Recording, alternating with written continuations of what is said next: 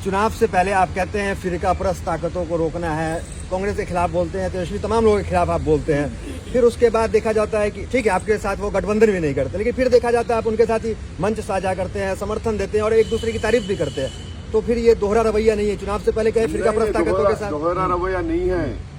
अगर मेरे कॉन्स्टिट्यूंसी में 290 करोड़ की सीवरेज लाइन पड़ रही है अकबर के पास, तो मेरा राइट है ना गवर्नमेंट से काम करवाना। मैं ना काम मत कराऊं।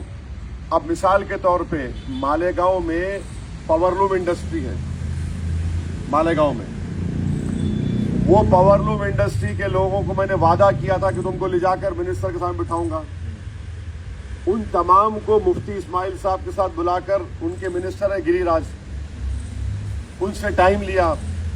उनका पीए बोला आप आना चाह रहे? मिला हाँ। किस लिए आना चाह रहे? मिला पावरलूम के बारे में। गिरिराज सिंह के साथ जाकर बैठ के बात किए मालेगांव के पावरलूम इंडस्ट्रीज के बारे में।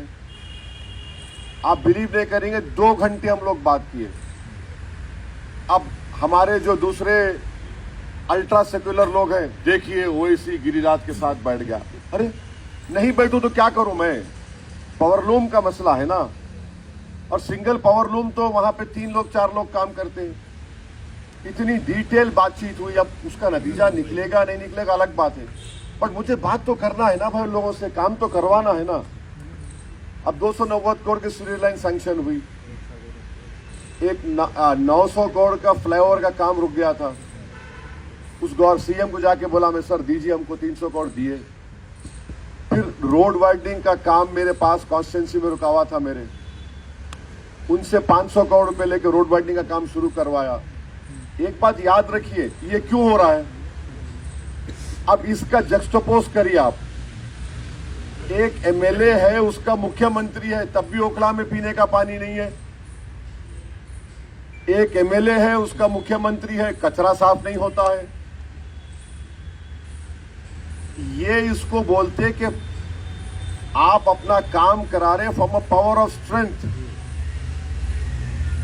आपके पास पावर है और उनको मालूम कि भाई इनको साथ लेके चलना है, हम साथ लेके चल रहे। काम तो करवाना है ना। डेवलपमेंट अगर मैं नहीं कराऊंगा तो कैसा होगा बताइए? तो डेवलपमेंट कराना है। अब जो रूलिंग पार्टी के साथ रह के भी नहीं करवा रहा है, तो फिर more the reason for Shifa to win. तो ये कोई उनसे कॉम्प्रोमाइज की बात नहीं हो रही है। तो याद रखिए आप, हमारा स्टैंड वो था और डेफिनेट है। इसीलिए हम महाराष्ट्र में उनके खिलाफ भी लड़े, मगर वो डेवलपमेंट तो हमको करवाना है, इसीलिए तो हम जीतते हैं।